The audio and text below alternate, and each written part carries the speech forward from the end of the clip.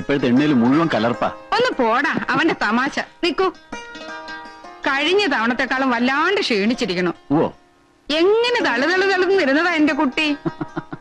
ഹോട്ടലിലെ കരിക്കാട് വെള്ളം കുടിച്ച് ഈ കോലത്തിലായി. നീ വേഗം പോയിന്ന് കുളിച്ചു, അമ്മ ചോറ് വിളമ്പാ.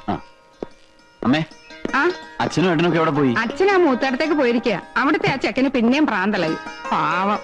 കുഞ്ഞേഷാ, കുഞ്ഞേഷാ, ഇത്ര നേരം ഇവിടെ ഉണ്ടായിരുന്നു. കിടന്നുറങ്ങിയായിരിക്കും ആ ശ്രീകരം. അല്ല, എന്തിനാ ഇത്ര പെട്ടെന്ന് എഴുത്തയച്ചൊക്കെ വരുത്തിയത്? വിശേഷമൊന്നുമില്ലല്ലോ? വിശേഷമുണ്ട്, എന്താ അമ്മേ? പറയില്ല. കൊഞ്ചാതെ കാര്യം പറ അമ്മേ. കല്യാണം നടക്കാൻ പോവാ. കല്യാണോ? ആരുടെ? നിന്റെ കുഞ്ഞേഷിന്റെ. എന്റെയോ? ഇപ്പോഴോ? ഇപ്പഴില്ല, കുറച്ചുകൂടി കഴിഞ്ഞിട്ടേ ഉള്ളൂ. തമാശ പറയല്ല എന്റെ അമ്മ. തമാശ അല്ലടാ, കാര്യമായിട്ട് പറയാ. നിന്റെ അച്ഛനും അമ്മാവനും കൂടി എല്ലാം പറഞ്ഞ് തീരുമാനിച്ചുറപ്പിച്ചിരിക്കുക. ഹൗസ് സർജൻസി കഴിയാൻ ഇനി 2-3 മാസം കൂടി ഉള്ളൂ. അത് കഴിഞ്ഞ് പ്രാക്ടീസ് ഒക്കെ തുടങ്ങി ഒരു 4 കാശ് കിട്ടി തുടങ്ങിയിട്ട് പോരെ കല്യാണമൊക്കെ? അപ്പോഴേക്കൊക്കെ ഉണ്ടാവുള്ളൂ. പക്ഷെ ദിവസം കണ്ട് മോതിരമാറ്റം ഉടനെ നടത്തണമെന്നാ ആങ്ങളെ പറഞ്ഞിരിക്കുന്നത്. ഓ, രക്ഷപ്പെട്ടു. ഞാൻ വിചാരിച്ച എന്നെ ഇപ്പൊ തന്നെ പിടിച്ച് കെട്ടിക്കാൻ പോവാന്ന്. അല്ല, ഏട്ടന് പെണ്ണ് കണ്ടോ? പോവല്ലോ, ആ കാര്യങ്ങളൊക്കെ ആങ്ങളെ ഏറ്റിരിക്കുക. ഞാൻ വന്നേ ഉള്ളൂ. ഏട്ടൻ പകലിടന്ന് ഉറങ്ങുക? ഇന്നലെ രാത്രി തീരെ ഉറങ്ങിയില്ല. എന്തു പറ്റി?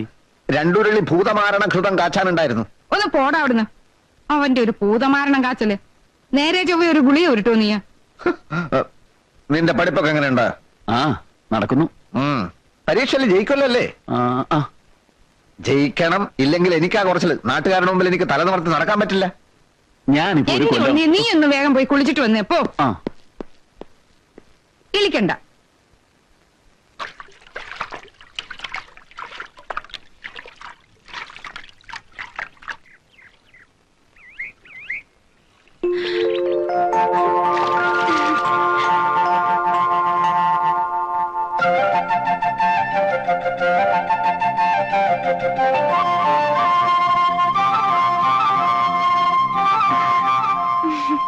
എനിക്ക് ആദ്യം ആളെ മനസ്സിലായില്ല.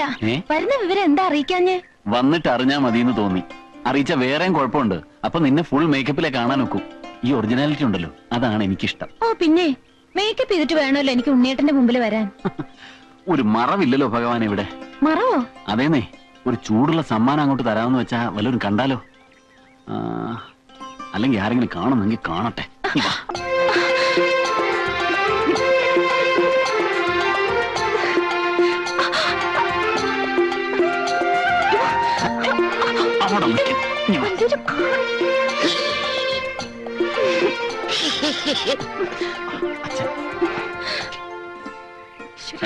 അവിടെ നിൽക്കുമോളെ.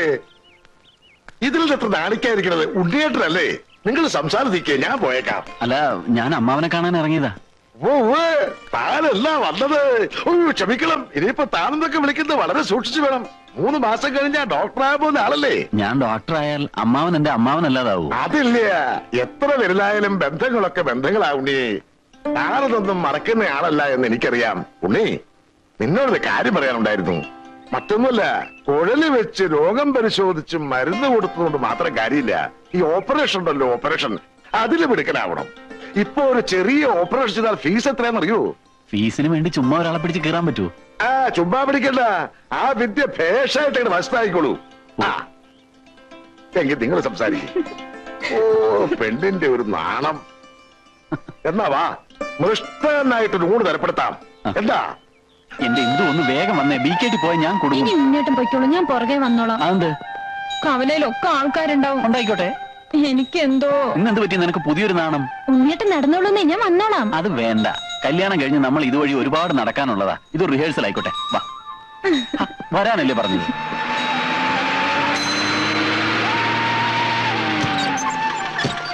ഞാൻ പോട്ടെ. ശരി, ബൈ.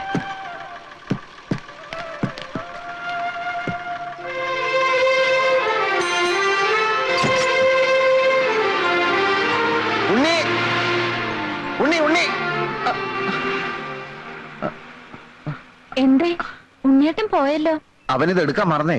ഞാൻ ഇത് വെച്ച് 1-2 രോഗികളെ പരിശോധിക്കായിരുന്നേ. ഇത് വെച്ച് വല്യേട്ടൻ എന്ത് പരിശോധിക്കാൻ?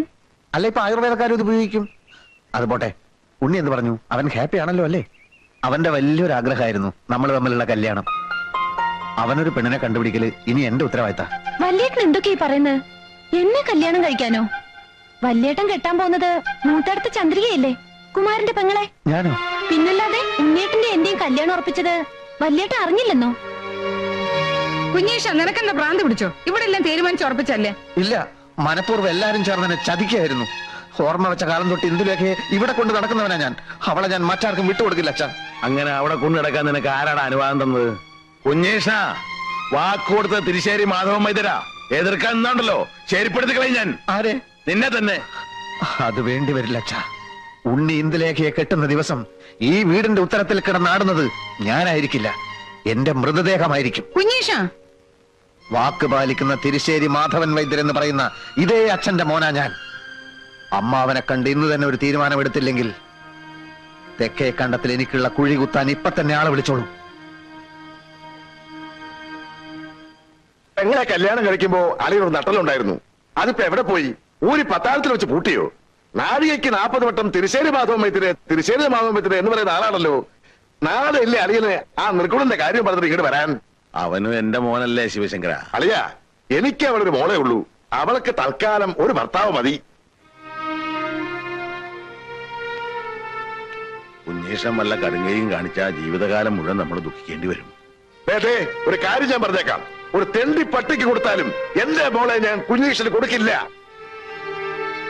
വൈദ്യരെ, വൈദ്യരെ എവിടെയൊക്കെ തിരക്കി? ആ കാവങ്ങലെ വേലാതിന് അണലി കടിച്ചു. വൈദ്യരെ എത്രയും പെട്ടെന്ന് ഒന്ന് വരണം.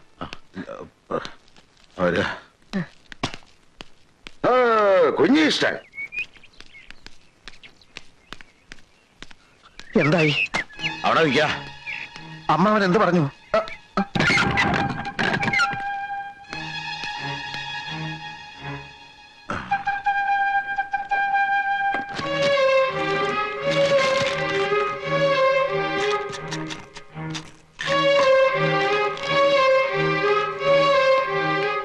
എന്താ ഇത്ര ധൃതി? കാവുങ്കല വേലാതിനെ അണലി കടിച്ചു, ഉടനെ പോയേ പറ്റൂ.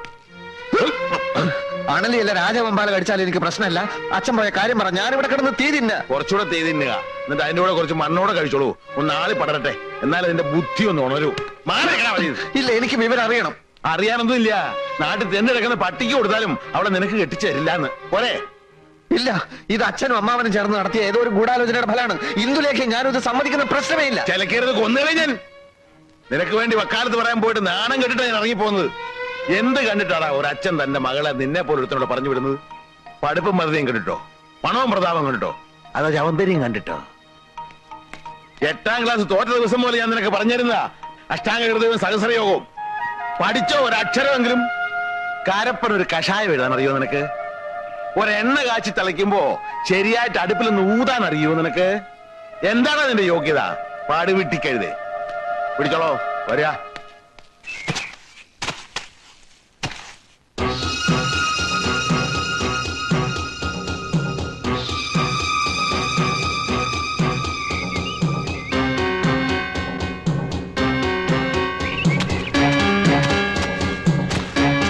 അമ്മാവാ,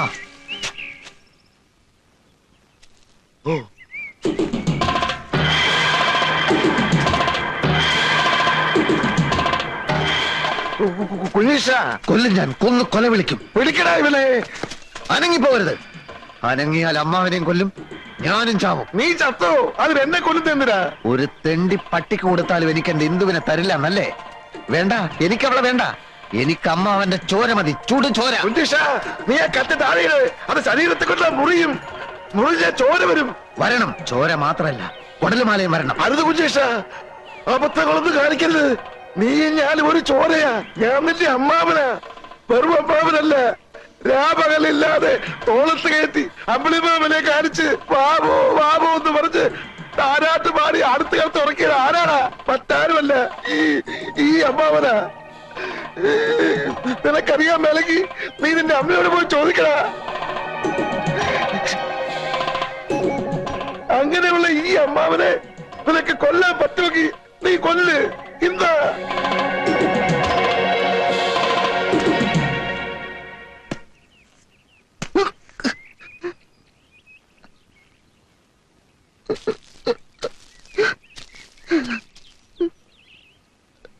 ഈ കത്തി ഒന്നും വേണ്ട. കരയല്ലേ കുഞ്ഞീഷ, വാ വാ, അമ്മാവൻ പറയട്ടെ.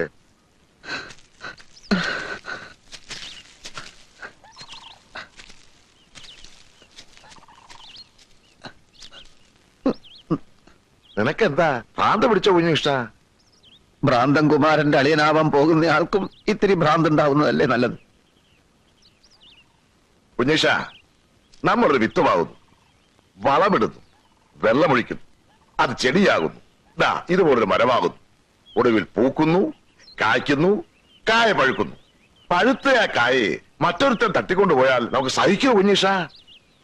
അതുപോലെ നിന്റെയും എന്റെയും നിന്റെ അച്ഛന്റെയും അമ്മയുടെയും വേർപാടാ ഉണ്ണികൃഷ്ണന്റെ MBBS, നമ്മുടെ എല്ലാം കഠിനാധ്വാനത്തിന്റെ പഴം. ആ പഴം വേറെ ഏതോ ഒരു തറവാട്ടുകാർക്ക് കൊത്തിപ്പറിക്കാൻ കൊടുക്കണോ കുഞ്ഞീഷ? അതൊഴിവാക്കാൻ വേണ്ടിയാണ് ഇന്ദുവിനെ ഉണ്ണീഷൻ തന്നെ കെട്ടണമെന്ന് ഞാൻ പറയുന്നത്. ഇത്രയും നല്ലൊരു ഉദ്ദേശം അമ്മാവന്റെ മനസ്സിലുണ്ടായിരുന്നെന്ന് ഞാൻ അറിഞ്ഞിരുന്നില്ല. പക്ഷെ അമ്മാവനൊരു കാര്യം മറന്നു.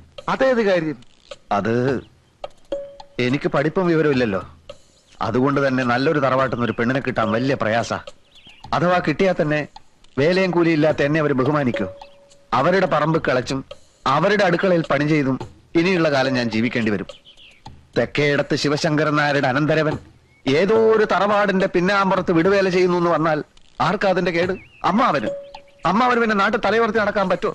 ആ ഒറ്റ കാരണം കൊണ്ടാണ് ഇന്ദുവിനെ ഞാൻ തന്നെ കെട്ടാമെന്ന് ഞാൻ തീരുമാനിച്ചത്. നീ പറയുന്ന ന്യായമൊക്കെ എനിക്ക് ഇഷ്ടപ്പെട്ടു. ഒരു കാര്യത്തിലെ എനിക്ക് അഭിപ്രായ വ്യത്യാസമുണ്ട്. ഇത്രയും കാലം അച്ഛന്റെ കൂടെ വൈദ്യം പഠിച്ചിട്ട് ഒരു രോഗിയെങ്കിലും നീ ചികിത്സിച്ചോ? ആ വകുപ്പില് ഒരു 5 റുപ്യെങ്കിലും നീ സമ്പാദിച്ചോ? ഇനി ഞാൻ തുറന്നു പറയാം, ഡമ്പടി കയ്യിലുള്ളവന് മാത്രമേ എന്റെ മോളെ ഞാൻ കെട്ടിച്ചു കൊടുക്കൂ. മനസ്സിലായോ?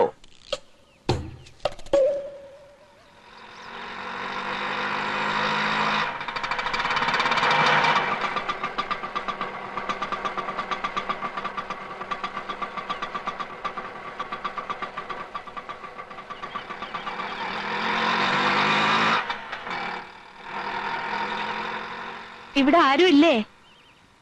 ആരാ? പരിശോധനാ സമയം കഴിഞ്ഞല്ലോ.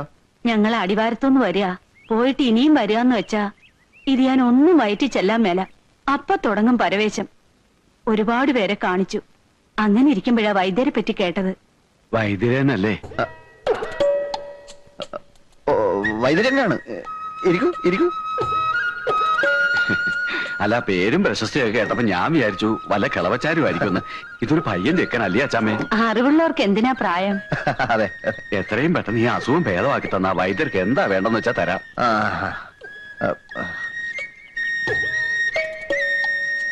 നാക്ക് നോട്ടു.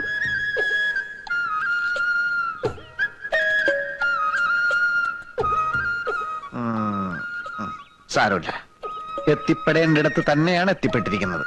നമുക്ക് ഒരു കൈ നോക്കിക്കളയാം. പോരാ.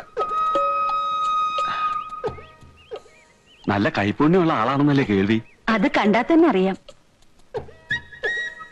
ഇത് കാലത്തും വൈകിട്ട് ഓരോ ഓൺസ് വീതം കഴിച്ചാൽ മതി, ഭേദമായിക്കോളും. ഒരു 150 തന്നേക്ക്. ഇത് കഴിക്കുമ്പോ ഭാരിച്ച് ജോലികളൊന്നും അങ്ങനെ ചെയ്യരുത്.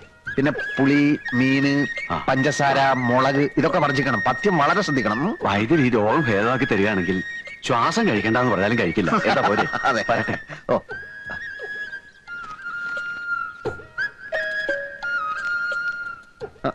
അച്ഛനെ കാണാൻ വന്നവരാ പോയത്? അല്ലല്ലല്ല, മകനെ കാണാൻ വന്നവരാ.